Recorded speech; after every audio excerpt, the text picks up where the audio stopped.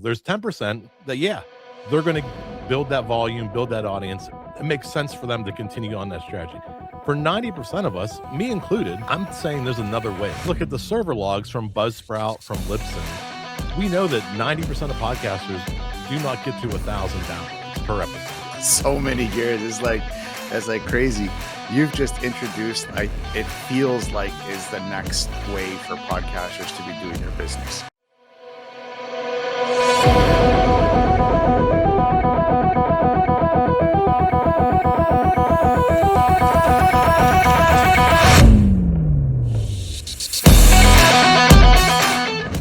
Today, we are talking with Jeff Revilla, the founder of Paduty Live, a hybrid podcast theater and creative venue based out of Western Pennsylvania that helps creators turn their voices into live ticketed experience. Jeff isn't just a podcast host. He is a live event producer, building something most podcasters never consider, a physical space where audio becomes an experience, not just a download. Through Paduty Live, Jeff is pioneering the intersection of live podcasts, event-based content, and community-driven media, proving that creators don't have to rely solely on algorithms, platforms, or ad revenue to build sustainable businesses. Today, he's focused on helping podcasters step off the screen, into the room, and onto the stage, where connection, monetization, and impact look very, very different. Jeff, welcome to the show. Thank you. And you got a little bit of that experience last week too. So I can't wait to hear, what your perspective was of immersing, in the middle of a podcast, in the middle of a stage, right? Being live to the world. So you're going to have a little bit of a perspective on this episode as well. Even some of the things I say, there'll be some checks and balances. You'll be able to call me out if I'm if I'm misleading your audience. Well, yes and no, but thank you first and foremost for having me on your show. It was an amazing and very interesting experience. Like, I've never done anything like that before. So thank you for having me on for that kind of experience. It was eye-opening. Actually, it was a great show, and it is different. It's not your typical, like, both of us right now are in our home studios. We have professional equipment set up. We know the quality that we're going to get. We know we've controlled a lot of the factors, but in a live environment, on a live stage in front of live people, it's a whole new ball game. It's a whole new way to think of podcasting, and the risk reward is so much greater. You're taking more chances. You're relying on somebody else to produce your show. But on the flip side, you're going to make new connections that you just don't make when people only download your MP3 file. Yeah, 100%. And I used to do lives too, but it was just so time consuming. So I'm like, I can't. Yeah, there's not enough time in the day. Yeah, live is more of a commitment. Like, if you say I'm going to do a live 7 p.m. show every week, you got to show up at 7 p.m. If the kids got to get to soccer practice, or you got a dentist appointment and it coincides with that, you're in trouble, because you've built your life around locking in at 7 p.m. every Tuesday to be there for a live show. So that time commitment can spill out into other areas. So you kind of have to you have to kind of rework your life to do a live show. Oh, yes, you do. Oh, yes, you do. What was the moment you realized podcasting didn't have to, go live? Like, at what point did you come to that decision where it's a podcast and I can do this live? It was early on in 2015. There was this platform that people either know this platform or they don't. And those who do are in the secret club for all eternity. It was called Blab. And it was around in 2015, 16, 17. And it was this first 4 in the box live stream. And it had this social element where you could go live and Blab would drop in 30 to 50 people on your stream immediately. It had this social way of bringing and connecting people together in this virtual world. But like most platforms, they didn't have any way to monetize. They didn't have a business strategy. They had tremendous expenses, I'm sure, with servers and data. and trying to keep this thing going, and eventually collapsed under its own weight. And when it went away, there was nothing like that. There was no Google Hangouts wasn't really meeting the need. Appear in and hop in. These places weren't doing what Blab did. And so all of us little blabbers were going around trying to recreate that experience, this once in a lifetime opportunity to have this shared digital experience. And we're all in it together. We're all supporting each other. We're showing up for each other's shows. And we missed that. Like when Blab collapsed, where do we go? We're kind of scattering, like lights turned on and a bunch of cockroaches run out of the room in New York City. We're trying to figure out what do we do next. And it was that moment, because one of the things Blab also did early on is it recorded the show for you and allowed you to download it afterwards. So now I started thinking like, okay, I'm doing this trivia show live. I got 30 people showing up to watch it. This could be a podcast.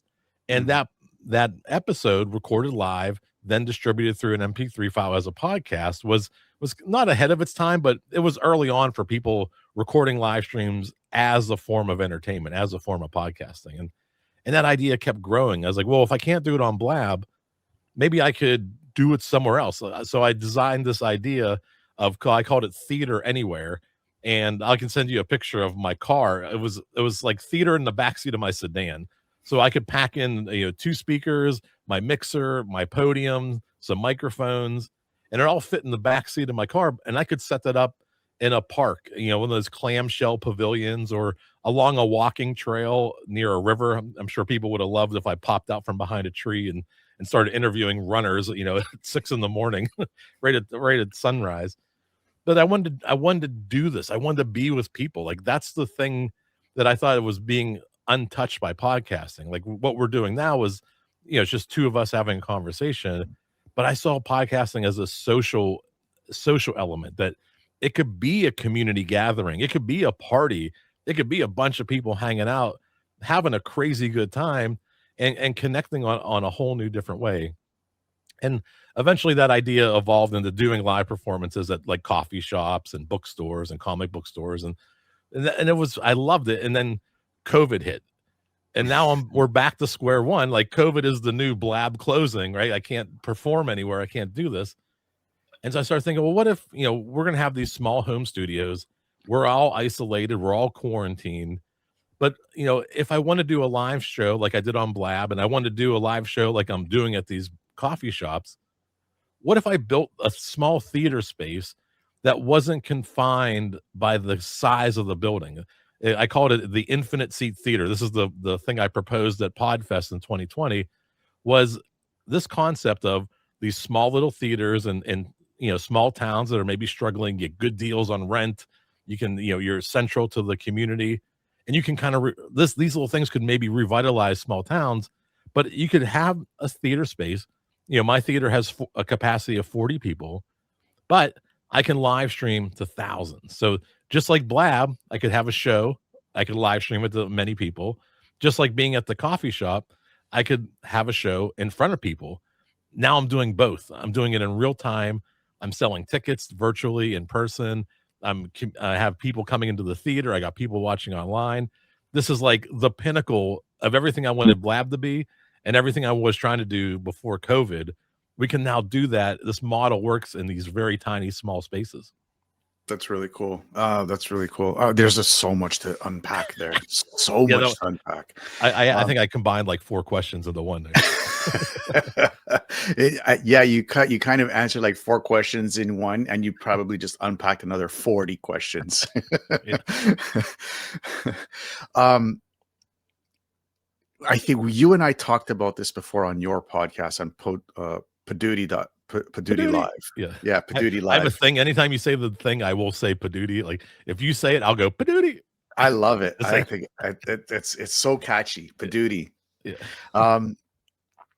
Where people have the opportunity to go to locations. Like we discussed this before on your live stream. What's the power do you see of going and based off of the community aspect? Because 90% of 100, I could easily say 100% of podcasters and live streamers, our main goal is to create a powerful community. behind us. Most powerful thing that you can look forward to as a podcaster or a live streamer, going to other businesses. And how would somebody go about doing something like that? Because it's a really powerful tool for them to have. Yeah, like, I know because of how early I am to open one of these things that there's not gonna be a Paduti in your neighborhood. You're not gonna have these small theater venues built for live podcasting, but every community has coffee shops, has restaurants, a lot of, like, Chinese restaurants and bowling alleys. You know, if you go back to early days of comedy in the '70s before comedy clubs, people were performing at bowling alleys. People were performing at the back of Chinese restaurants. They were just looking for places to do it. And so if you start thinking outside the box, there are all kinds of places. Libraries usually have like audio media centers. They sometimes libraries have small theaters and they rent these out very cheaply, like 50, $60. There's the bars, restaurants, right? Those bowling alleys. Again, these places, if you think about it, they're places where you can start to insert yourself into those environments. But also, every every community has different events, probably related some way around the things that you talk about. Like, I had a great conversation with Jolie Marty Pearson on Tuesday. She went to a thing called CatCon because she helps animals get rescued by humans, right? So her podcast went to a conference where they're talking about their love of cats and getting cats adopted and the right care and the right products. And here she is in that community, in the middle of that, getting stories, getting interviews, getting content for the rest of the year based around something she loves, inserting herself into a place where other people who think like her are going to be as well. So she's going right to where her audience is and finding it. So it's kind of this mishmash. It's you're trying to like find out, where do I fit in?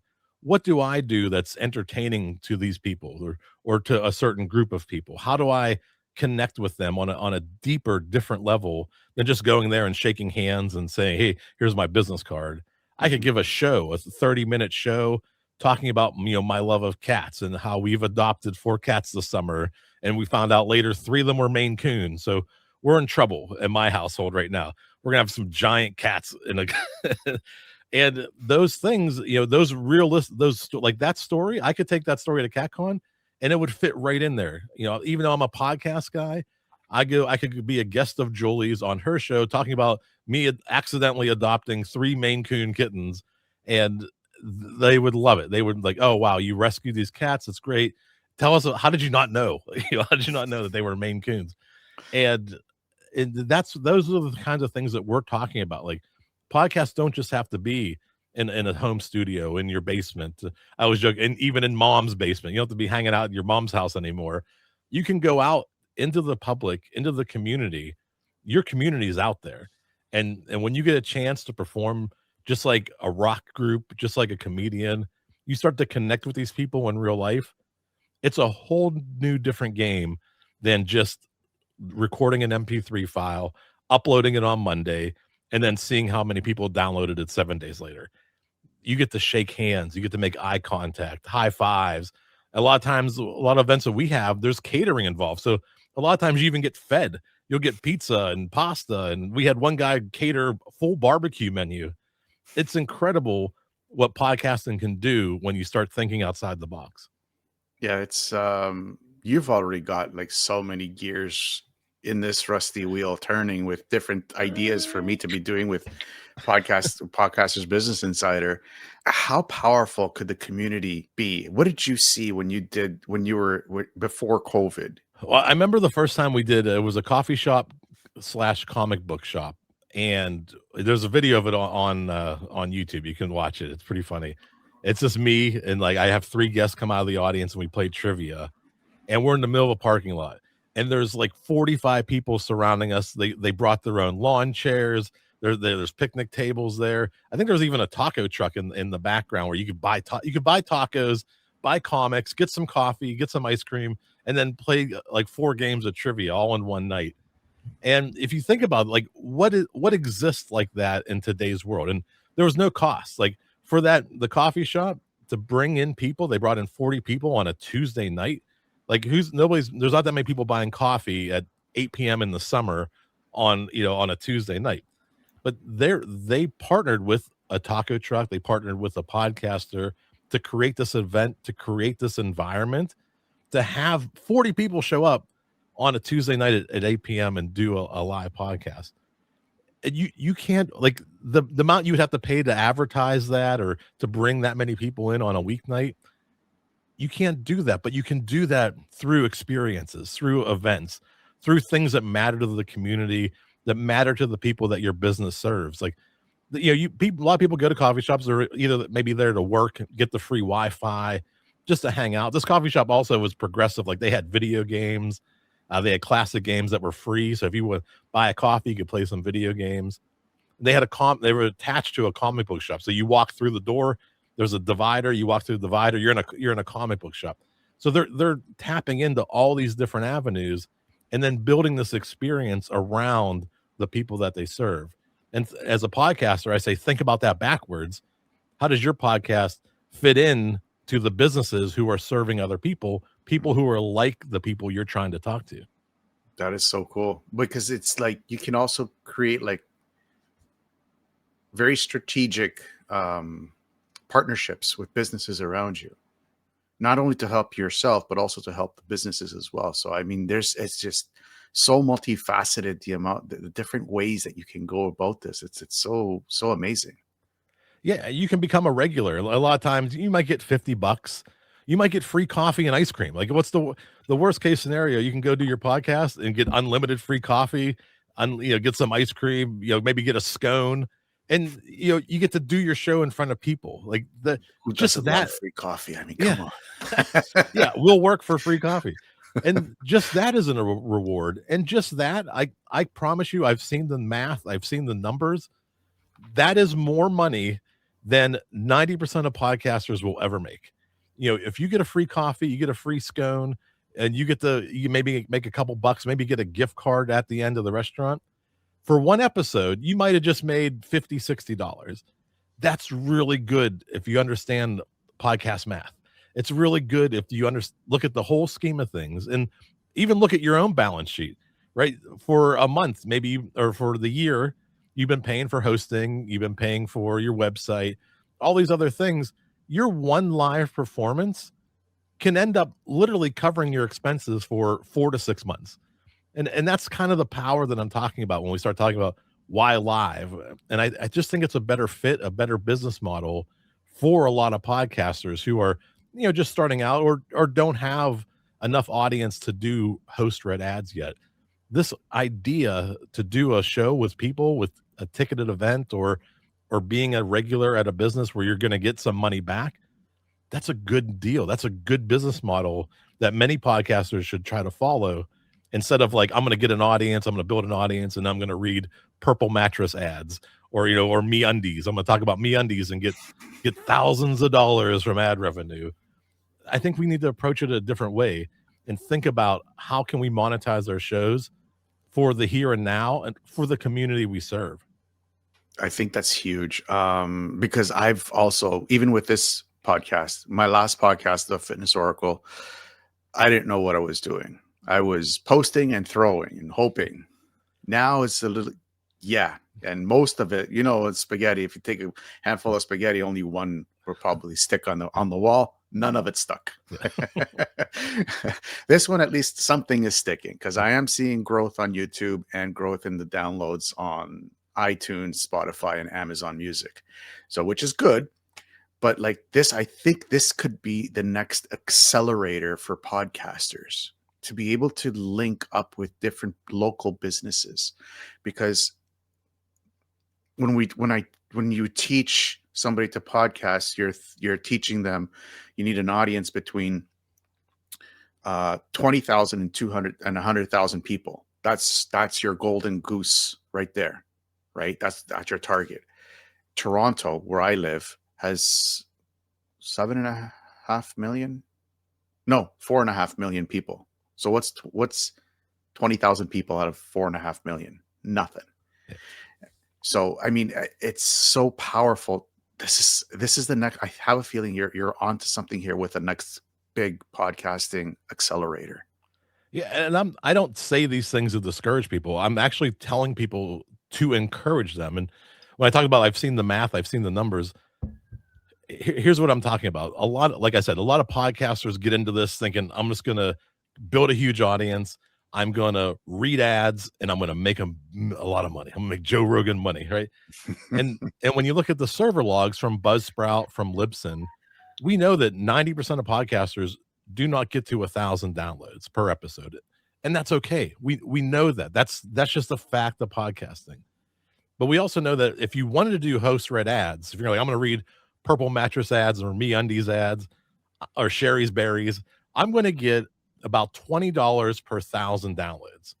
So for 90% of podcasts who aren't getting 1,000 downloads, you're barely going to make $20 reading those ads. So we keep chasing this business model, but it's not practical for most people. There's 10% that, yeah, they're going to build that volume, build that audience. It makes sense for them to continue on that strategy. For 90% of us, me included, I'm saying there's another way. There's a faster way to take this from a hobby to just breaking even, covering your expenses, to actually making money, to have night out, have a community meetup, have groups. You'll see in just a second that whenever I host an event here, and this will be different for your own, if you're going to rent a library, if you're going to go to a bar or a restaurant or a coffee shop, a lot of times you might just get paid up front and you'll be done with it. But for like a space like I'm using, I sell tickets and I help you sell tickets to your event. And the way the thing works is you get half the door at the end of the night. So if you sell 20 tickets at $10 a ticket, you're going to go home with $100, right? For just 20 people. So 20 people equals 5,000 downloads. At $20 per 1,000 downloads, it would take you 5,000 downloads to make $100. Mm-hmm. With just 20 people in the audience, you made $100. So you got to ask yourself, for most podcasters, what's more achievable, 20 people on a night out or building up to 5,000 people downloading your podcast? So what if we start this backwards? What if we started with the live events? We start with a way that monetize. We can see a little bit of money coming in. Maybe then we add in t-shirts, hats, stickers, buttons, posters. We add in sponsors. We get sponsors. Now we're looking at this completely backwards, that we're going to get 20 people to show up. We're going to walk away with $100. Maybe we sold 5 t-shirts. Maybe we sold a couple buttons. Maybe we sold an autographed, a poster, limited edition poster. Now we're getting to $200 a show. We're getting to $300 a show. Then the sponsors start to notice you, right? You're doing this thing in the public. Maybe, the Subway sandwich is locally owned down the street. They want to be a sponsor for. Now you just added in $200-$300 more on top of that.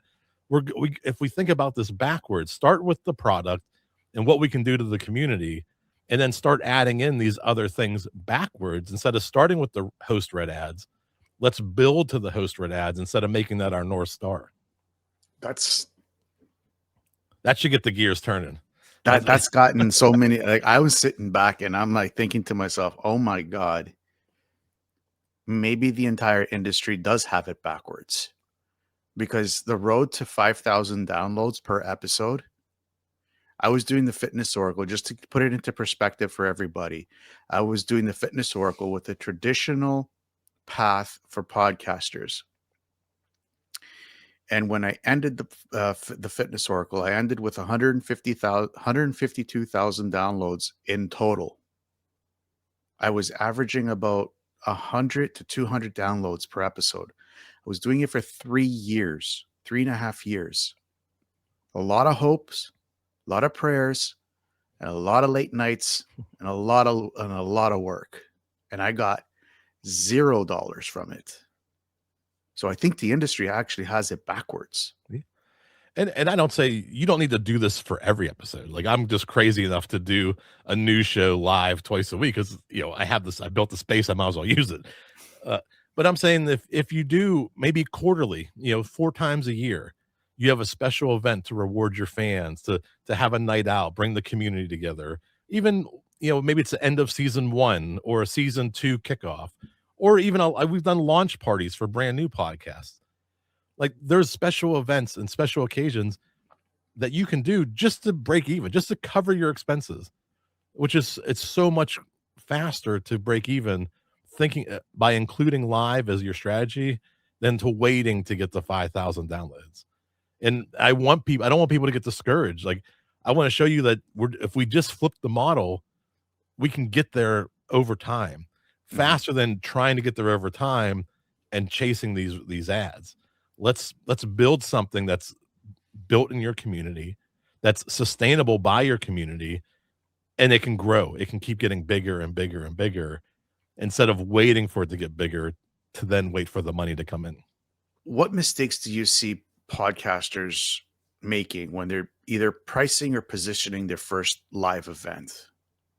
And how should they be thinking about the value instead? You don't know what you don't know, and your first show is gonna be tough just to figure it out, depending on your audience size. I tell most people, I think of this as like punk rock in the '80s and '90s, like, shows should be about $5, 5, $10. $10 in person, $5 online. Let's see what that does. If it sells out right away, okay, we were too low, and that's okay. That was your first show. We had no idea what to expect. You're probably a little bit nervous anyway. A lot of times they feel good that, I'm glad I only came in at $10, $5 for the live stream. That was the right amount. But the next time they go to like 15 or they go to 20, and they're like, hey, what, we can also add in like a BYOB add-on. If they don't like the drinks that we sell, the guests are welcome to enjoy a beverage of their choice for an extra $5. So we can start to do things to tease up that ticket value to figure out where they belong in the market. We've gone too high. I've tried to do tickets that were $250 and it didn't go so well. I've done tickets that were free and I had waiting lists, right? So you really have to know what you don't know, and you don't know it until you know it. And you've had to figure out. But generally the podcast level that we're dealing with are smaller independent podcasters. This is their first time doing a live event. So we do that, 10 to 15 dollar model is where we start people out at.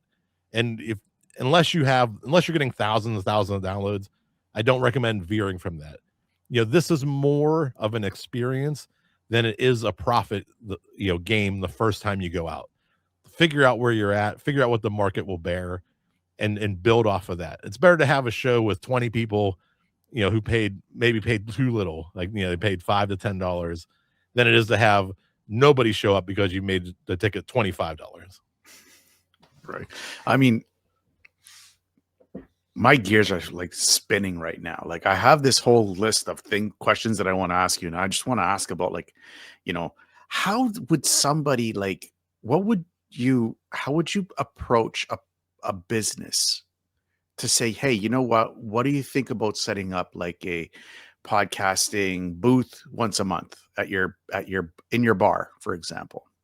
Yeah, you go in, you ask, right? A lot of times you can reach out through, the different apps. The more active you find somebody on social media, the more likely you're to get a response, or you're more likely to have an owner who's open-minded enough to want to try something new. If for a bar not during football season, I bet Monday night is a tough night to keep people into the bar, right? They're looking for anybody. There's no football, it might, there's no, we're kind of in between baseball season coming up in a week or two, football season's ending. I'm in Pittsburgh. We're not a basketball town, so there's no basketball, a little bit of hockey going on. But if there's no game on Monday night for your home team, that place is empty. But you see them all the time. They're promoting their burger specials. Charlene behind the bar can do a flaming thing, it gets a million. So they're testing waters. They're looking for the ways to gain new customers. So even with a bakery, showing their cakes and stuff, after after 12 o'clock, a lot of people aren't coming in for donuts anymore. But if they also have coffee and drinks sometimes, there might be a little space in the corner. You can come in and do your show. So look for the places that are active. I say, find the social media people. If the owner's active, even better. You can directly message them through the apps. They'll get right back to you. Open that dialogue, open a discussion. You may get 15 to 20 no's, or I'm not sure, we've never done that, but you'll get one or two yeses in there. And that's where you start to get that traction. And then once you do one, document it. You could do it for free, right? But get pictures, get some video, get the backup audio. every time you post, promote that business. Then when you go to the next owner who's not sure, say, okay, well, here's what I did. And it reached over 1,500 people in the community. I got 200 comments, 300 likes. Like, we had all this interaction. Now it's a no brainer to bring you in on Monday when they can't sell, 3 cheeseburgers because the place is empty.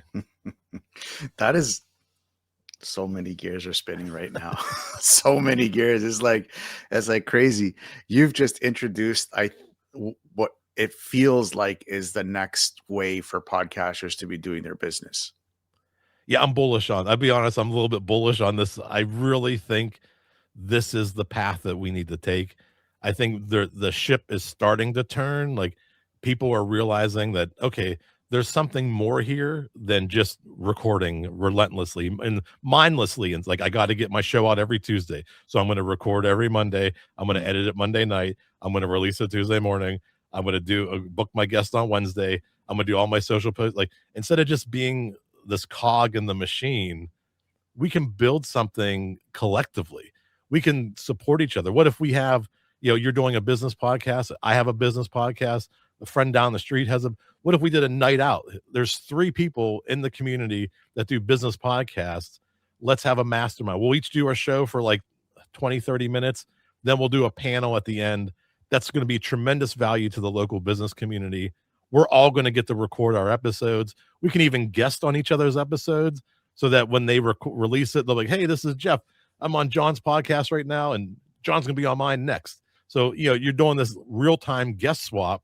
Now you leave that event. All 3 of you release your podcasts. All 3 of you are talking about each other. You're talking about the venue. You're talking about the event. Now you got something to build off of for the next event. You think you can make that bigger if you kept doing it? 100% you can make it bigger. 100%. But what about podcasters who have already started, kind of like they're 6 months to a year into their podcast?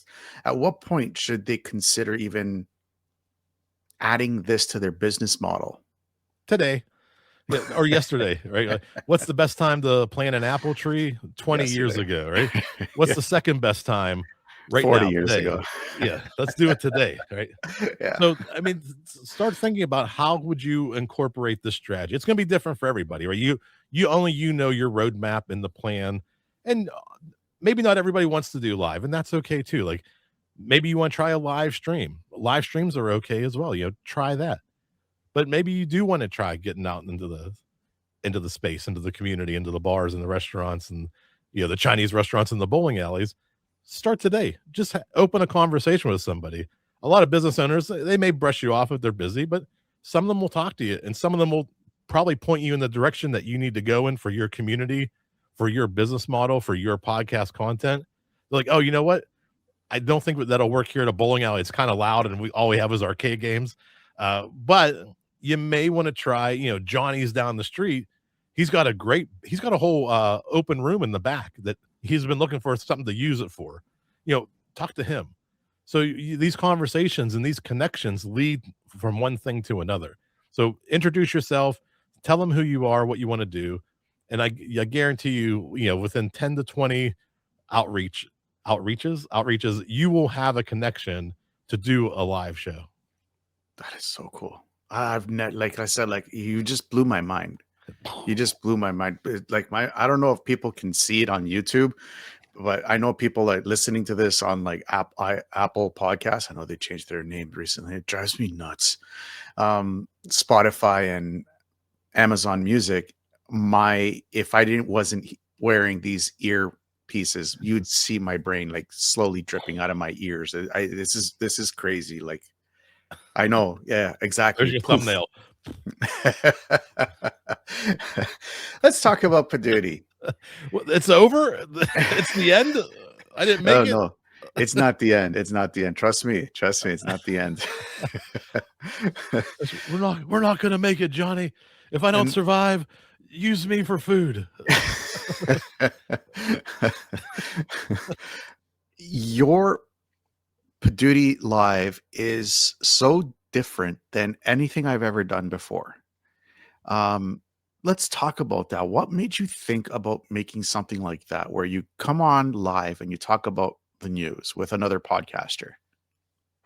Well, in between like the theater anywhere in the backseat of my car and this infinite seat theater concept, I wanted to go into like people's basements, like when they were having raging kegger parties or like bar mitzvahs or birthday parties, wedding anniversaries. And I just wanted to like set up and be part of the entertainment for a show like a DJ would. But there'd be me doing my silly trivia show in the middle of like all this chaos.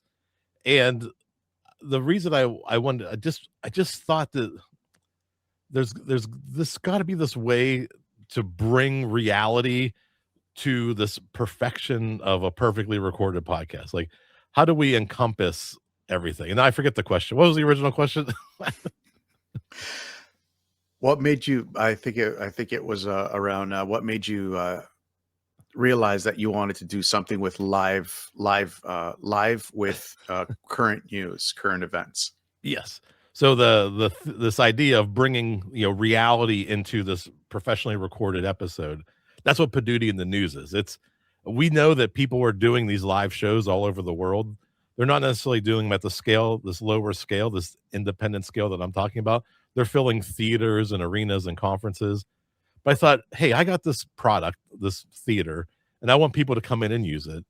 What better way than to showcase the capabilities of the theater, than to share the stage with podcasters, talk about other people doing live podcasts all around the world on different stages, different shows, different venues, and let's just have a conversation about it. Now it's such a meta. I say it's the only live news podcast about podcasting from the stage. It's such a meta description of what this theater is and what it can be to anybody who wants to participate in it. And the fact that my guests could be on the stage with me, or like you were in Toronto, we were doing a live show live from the stage that you see behind me. You were up on the screen here. I'm sitting in a chair over on the left, and you and I are recording a live episode together, like what, 600 miles apart, and we're having this experience, this shared experience, talking about this thing we love, podcasting, in a live environment about other people doing podcasts in a live environment. So this very meta concept, kind of one, to promote the theater. Yes, I plug it at the end of the show. And then two, to really utilize what I've been building and envisioning. Here's everything possible in one show. We got a virtual guest. I've got slides popping up. Sometimes we have video inserts. We have the theme song blasting in the background, and all these things are being incorporated into the show to show everybody this is the potential of live podcasting, because here's people doing it all over the world, and here's what we're doing right here in Tarentum in Pittsburgh, Pennsylvania. Join us. Like that was kind of, come with us. We will rule the world. We will have one podcast to rule them all. That's right. Although with -7 degrees, winter is coming. Oh yeah, winter is here. Yeah. We're waiting for another snowstorm. Last weekend we had 60 centimeters, which is they say 60 centimeters, but it was more like a meter, close to a meter and a half of snow. Yowzer. I thought we were bad with 20 inches, but that was nothing. Yeah, Which is like 45 centimeters. yeah. Look at me. Or 50 centimeters. Isn't it 2.5 centimeters to 1 inch? I think so, something like that. 50 inch, yeah, 50 centimeters. How do spaces like Paduty Live change the trajectory of local creators who don't have major media markets? Yeah, the stage is open to everybody. I don't really filter out who wants to use it. If you want to say something, the stage is a community space. Now, you may not agree with everybody who comes on the stage, but guess what? I'll give you a night to do your own show, your own way, with your own messaging. So this is a place for anybody who doesn't know what to do, doesn't have a media presence, doesn't have a big audience. They can start here. This is like ground zero for live podcasting in the Pittsburgh area. If you want to come in, you have a message to share, we can do it. We'll record it. We'll give you back the recording. We don't even take ownership over the recording. Now you have a piece of content that you can use and distribute throughout the year. Talk about whatever you want, share it with whoever you want. And what we've had people I have a great show coming in. It's called Anime on the Allegheny. They're doing their third show. They do about one show a month, and they come in and they talk about anime. That's it. And they don't have a home studio. They don't record at their houses, or they only do live shows, and that's what they're building. This is their third time trying it. So this is two guys don't know, not that they don't know, but they don't have the ability to record at home. They're utilizing the theater space, and they're building a product, an asset that they own, they can distribute and keep as themselves. That's the power of what this place is. They do sell tickets. They sell about 10 tickets per episode. So they're walking away, brand new guys, episode 3, they're making $50. Like that's what that's better than most podcasters are making. So Yeah, after yeah. episode 3, yeah, it's good money. So think about what this means to anybody, to your show, what this business model can do, and the power it gives to the independent creator. I love the fact that you don't care what people talk about, because I think that's the measure of a healthy democracy. The exchange of ideas, both on from both sides. And I'm the same way. I lean towards one side, and I don't care about if you are on the other side. I want to hear from the other side. I think that is a very healthy uh, healthy idea to have when you're getting into podcasting. Yeah, I'm a goofy, fun guy. Like I prefer a party environment. I am prefer things happening, chaos. I love that moment. I grew up skateboarding and punk rock. So to me, like chaos is where I thrive. Like that's what I love. I will say I do draw the limit. Like if somebody's wants to come in and just like spew hate for 2 hours, that's not really. I will probably like kibosh that idea. But we've had political conversations, responsible political conversations all over the spectrum on this stage. And that's great. I will encourage everybody Mhm. on all sides to have a night to, express their opinion, express their dialogue. But it's not fully free speech, because I would say like if you were just gonna, be racist for 2 hours, I'm probably not gonna I'm not gonna support that as much as like red tie, blue tie political spectrum. just say it's not Agreed. everybody. Agreed. No, I have to agree with you there. Yeah. I have to agree. There has to be limits to. You can't. People are coming to see you as well, so you are being a representation of yourself and the people that are supporting you as well. So there has to be some form of limits to what you can and cannot say. I do agree with that. Like, and I don't like racism and stuff like that. I don't care about that. Yeah. Uh, Yeah, you but have your point of view. I respect it. Just keep it to yourself when it comes to that stuff. exactly. But if you lean one way on the political spectrum and you don't like the show that I'm having, I will give you equal amount of time another night to I'll produce your if you've never even done a podcast and you're like, why are you doing this one about these people? I'm like, well, let's do an opposite night. Well, the following week, same night, same time, we can do your perspective. And I offer it to everybody. It's not it's nothing about what we do is limiting to anybody. Like I want everybody to have an open opinion, an open mind, an open stage. And that's really what Paduti is all about. Like it should be a fun, playful place. And you see, like we do get a lot of fun, playful podcasts, like some paranormal, Into the Unknown with Norm is great. He's the one that did the full barbecue catering. That was crazy. Love The it. Anime on the Allegheny, the Crips and Corks podcast, which are two guys that like dress up and tell ghost stories. Like they're phenomenal. Like I like to think I attract like fun and and places that are safe spaces where people can express themselves. Like that's what I want to build, and that's the kind of people I think that's who I'm attracting. Is we typically get the fun, bubbly people who want to just have a party. Very cool. Very cool. I love the paranormal stuff though. I love that stuff. The things that go bump in the night. Yeah. We're coming up close to the end of the show. And these are the 5 questions I ask all my guests. And I just want to have your perspective on them. If you could go back to day 1 of your journey, what would you tell yourself before you hit record or broke the first rule? Just recording the podcast, I would say, what you feel right now, like all the things. Here's one thing: things that kept me from recording is I hated the sound of my voice. I hated seeing myself on camera, and I spent 4 or 5 years not hitting record because I thought people were thinking about me. And it turns out that people aren't thinking about me and they don't care about me. But for whatever reason, if they chose to listen to my podcast, my only responsibility is to give them the best 30 minutes of me. They've already chosen to listen to me. They've got bills, they've got kids, they've got, they got to get the kids to soccer practice and they're running kids around. They're not thinking about me, but they want to listen to me. No matter how I think I sound or how I think I look. So I would say don't get hung up on those things that only you are thinking about. Hit record. And I would have been at this 4 years earlier if I didn't hold myself back. So don't think about you. And the saying that I say that sometimes turns people off is no one cares. And it's not that they don't care about who you are, what you do. It's they don't care about the things that you're hung up on. They don't care about how you sound, how you look. They're going to choose you and they're going to listen to you because of who you are and what you say, not how you sound when you say it.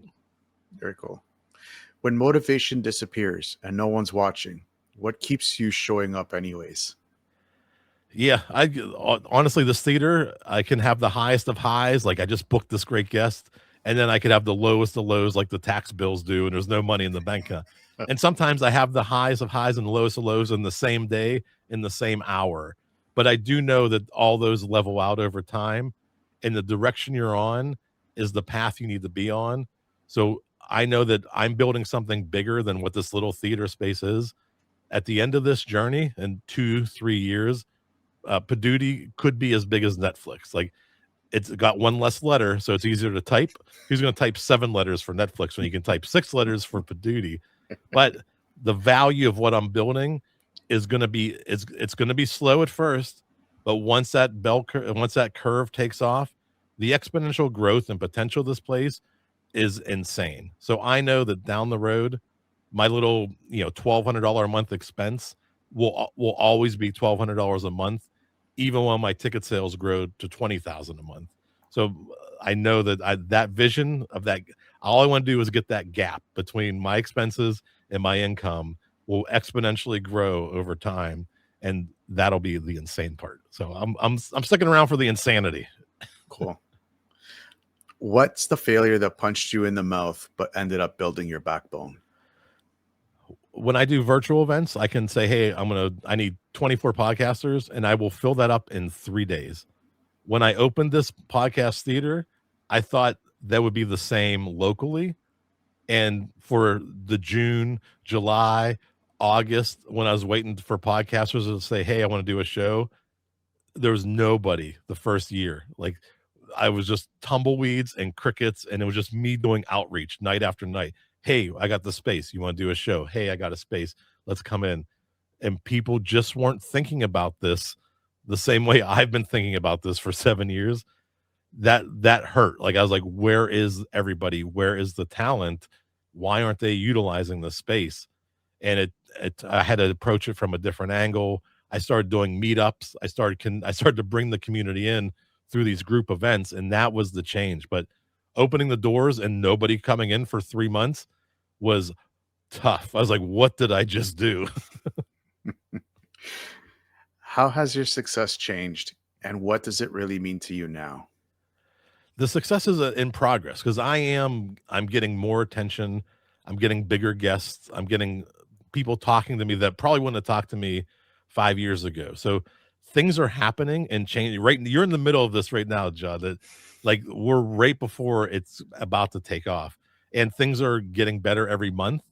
And the fact that I'm getting more recognized, I'm becoming like the live podcast guy. Some people even think my last name is Paduti, which is funny. Like people call me Jeff Paduti or Mr. Paduti. And like those types of things weren't happening 2 years ago, but they're happening now. And the right people are talking to me, and the right people that I would think are the signals of the success that is about to come. They're reaching out to me, and we're having conversations about things that I never thought, I would be able to talk to these kind of people. Very cool. If this mic went dead right after this question, what final message would you want every creator to hear? Ooh. I mean, be yourself and enjoy the moment. Like there's so much that you can give to the world by being yourself, not worrying about who you are. I promise you, you're good enough as you are to share your thoughts, share your dreams, share your hopes. If you're writing comedy and skits, those types of things, put it out in the world, get in front of people, and just be yourself to the world, and just shine brighter than you ever have before, with or without a mic. Very cool. Jeff, thank you for showing creators that podcasting doesn't have to live inside of an app. That voices become more powerful when people gather around them in real space. What you're building with Paduti Live proves that creators don't need permission, massive audiences, or viral moments to create impact. They need intention, community, and the courage to build something tangible. Boom. All right, Rebels, remember this. Your voice has power. Every episode you record, every story you tell, every time you hit publish, you're not just making noise, you're making history. Don't wait for permission. Don't play small. The world needs your voice raw, real, and unapologetic. Keep creating, keep pushing boundaries, stay bold, stay sharp, and as always, long live the rebellion. Rawr.